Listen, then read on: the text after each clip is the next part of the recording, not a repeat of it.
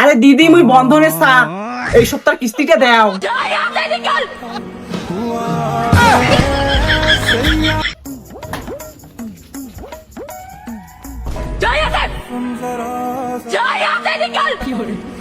আরে দিদি মুই বন্ধনের স্যার এই সপ্তাহ কিস্তিটা দাও। আরে দিদি মুই বন্ধনের স্যার। স্যার মোর মনে হয় সাইয়ারা মুভিটা দেখে একেবারে পাগলি হয়ে গেছে, যাকে দেখে তাকে ওই ডায়লগটা কয়। ওইটাই তো দেখি তো এটা তো সাইয়ারা মুভির সাইড ইফেক্ট। মনে হয় মুভিটা খুব মন দিয়ে দেখছে আর পুরানা প্রেমিকের কথা মনে পড়ে গেছে, তার জন্য এই অবস্থা তোর মার। অমনি স্যার মোর মার অবস্থা হয়েছে, যারা বইটা দেখছে এক নাগারে দেখছে না, চোখের পাতাও টিপকে নাই, ওইটা এখানে মনও দাসিয়ে নাচছে। দাও আমার কিস্তিটা দিয়ে আমাকে বিদায় করো, আমি যাই তাড়াতাড়ি। দেখেন না স্যার কি একটা ঠাটের ডগ বই দেখিয়ে মোর মার কি অবস্থা, কাজ কামাই করিন না পায়, টাকা পয়সা নাই, কি যে খামো ওইটাই রেখে জ্বালাত করছি। আর তোমরা আরো কিস্তি চান, হবে না কিস্তি টিস্তি।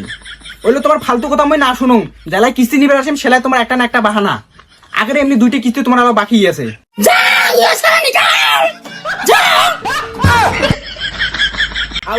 দিয়ে দেখো তো স্যার, দেখো তোমাকে দেখে মোর মনে হয় বেশি পাগলি হওয়া হচ্ছে। এমনি অচিনের লোক দেখলে বেশি অমন পাগলি ডগ করে।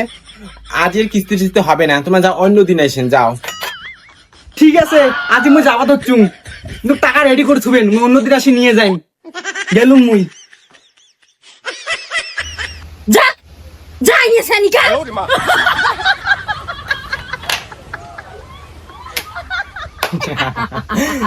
আমার প্ল্যানটা কিন্তু সাকসেসফুল হয়েছে মা।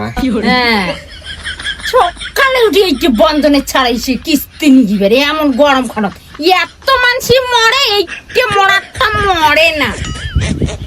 বইটি বিরিবের 2 দিনও না হইলো, তাতে বলে আমার কাছে টাকা পয়সা নেই। কেন বইটি বিরিবের আগতে কাজ কামাই করছিল না, ওগুলো পয়সা কি করছে?